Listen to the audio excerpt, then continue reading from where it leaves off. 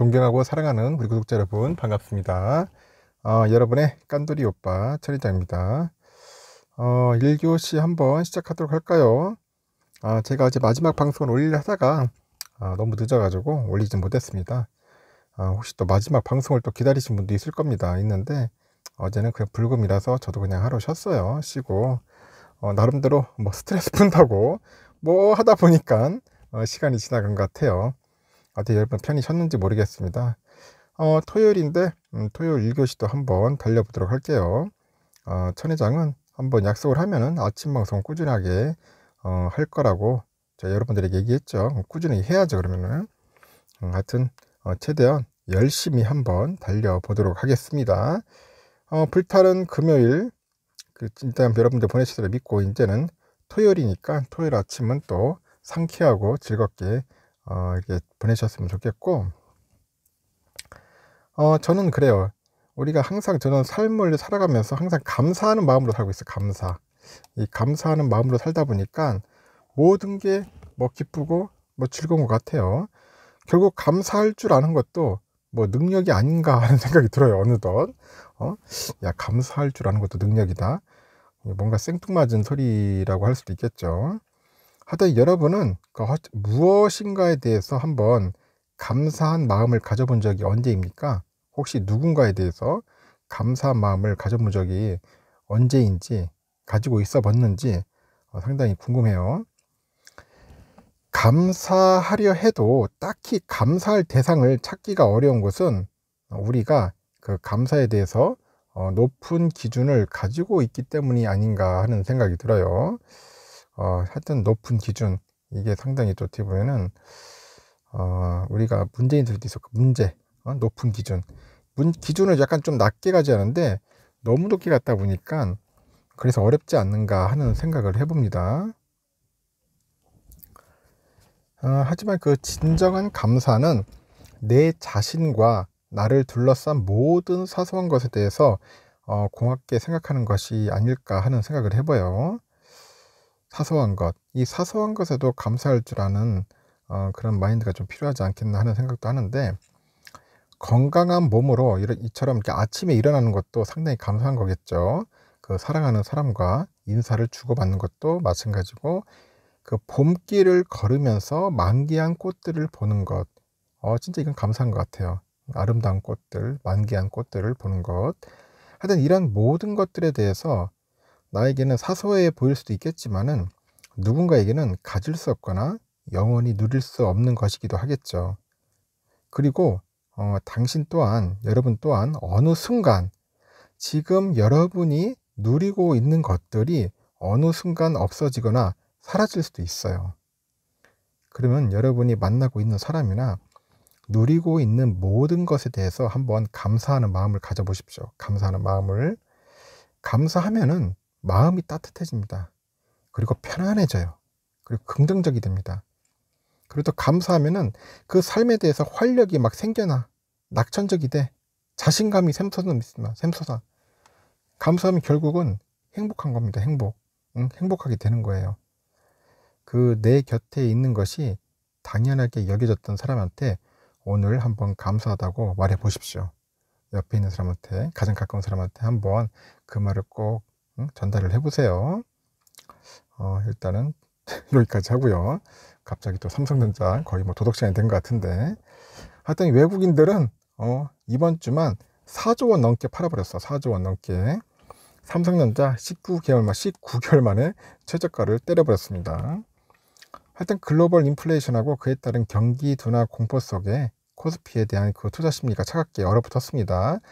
그래서 코스피 하루 평균 거래 대금이 8조 원까지 내려앉았는데 2년 4개월 만에 최저 수준으로 쪼그라들었어요. 그리고 5월에 그 한국 증시로 돌아오는 듯 보였던 그 외국인 투자자가 다시 이제 거센 매도세로 돌아섰는데, 3주가 이제 지켜온 코스피 2600선이 이제 맥없이 이제 무너지는 거죠. 전문가들은 미국의 5월 그 소비자 물가 그 지수 등 주요 경제 지표하고 15일 FOMC 등 정례 회의에서 긴축이나 인플레이션 이런 공포를 해소할 단서가 나오지 않는 한 그 증시에 대한 투자자들의 경계심이 쉽게 해소되지는 않을 것이다. 그렇게 이제 관측을 하고 있는가 봅니다. 그래서 이제 10일이죠. 그 한국 거래소에 따르니까 이날 코스피 보니까 전날보다 29.57포인트로 내렸어요. 1.13포인트. 2595.89에 이제 거래를 마쳤는데, 지난달 19일 이후로 3주간 유지됐던 코스피 2600선이 거의 재차 무너지는 거예요. 그 지수를 끌어내린 것은 외국인들입니다. 외국인 투자들인데, 외국인 투자자들이 이번 주 내내 보니까 코스피를 거의 막 엄청 팔았어요. 지금 보니까 4조 원 가까이 팔았습니다. 왜 그러냐, 그 5월에 그 CPI 발표를 앞두고 막 그러다 보니까 4조 원 가까이 팔아치웠고, 연일 지수 하락을 막 이끄는 거야. 이날 또 8,477억을 팔았습니다. 순매도했고, 이중 70%에 해당하는 5,873억 원이 삼성전자 매도야. 삼성전자. 8,477억 중에 5,873억이 삼성전자다. 삼성은 올해 1월 27일 이후 가장 큰 하락률을 이제 보였습니다. 그리고 보니까 63,800원에 결국 마감을 한 거죠. 2.25%를 빠졌으니까. 1년 7개월 만에 최저가를 다시 썼는데, 이날 기간 역시 코스피 대형주에 대한 그 순매도에 동참을 하면서 2,814억 원을 팔아치우는 겁니다. 그 하이닉스하고 뭐 네이버, 카카오 등 그 시가총액 상위권 종목도 일제히 하락세로 이제 장을 마감을 했고, LG전자, 뭐 이마트 이런 대형주도 신저가를 경신하는 그런 명예를 써요. 멍해를 썼고, 개인들이 1조 원 넘게 순매수를 했어요. 그 지수의 추가 하락을 막았지만은 2600선 회복은 힘에 부쳤다. 그 전문가들은 그 최근의 글로벌 긴축과 그 스태그플레이션에 대한 불안으로 투자 심리가 위축됐다고 하죠. 그 가운데 외국인의 이탈이 좀 현재 가속화되면서 지수가 맥을 못 추는 것으로 분석을 하고 있습니다. 실제 올해 1월에 그 코스피의 그 하루 평균 거래 대금이 11조 원을 넘었는데, 경기 침체 우려로 인해 가지고 매월 평균 거래 대금이 꾸준히 감소하고 있어요. 그래서 이달 들어서 그 미국에 이어서 유럽마저 기준금리 인상 사이클에 이제 진입하면서 긴축 강화 우려가 재차 커졌고, 코스피의 하루 평균 거래 대금은 8조 1377억 원까지 쪼그라듭니다. 특히 미국의 그 5월 그 CPI 발표하고 이달의 14일, 15일에 진행되는 FOMC 정례 회의를 앞두고 있어요. 그래서 물가 추가 상승 가능성 및 현재 금리 인상에 대한 경계심이 커지는 거야. 그래서 주가가 크게 짓눌렸고, 현재 IBK 투자증권 수석연구원이 시장은 다음 주 FOMC를 앞두고 한 차례의 그 금리 인상이 예고된 상황에서 긴축 강화에 대한 경계심이 크게 작용하고 있다고 하죠. 특히 미국 CPI 발표를 앞두고 물가 정점론 우려도 지수에 반영되고 하는데, 현재 그 연방준비제도가 매파적인 분위기를 약간 불식시키지 않는 한 추세적인 상승 전환 모멘트는 없을 것이다. 그렇게 보는 것 같습니다. 그리고 또 유로화 약세 전환으로 인해 가지고 달러 강세가 이어지다 보니까 원달러 환율이 이제 급등한 정도 주가에 부담이 작용을 하고 있어요.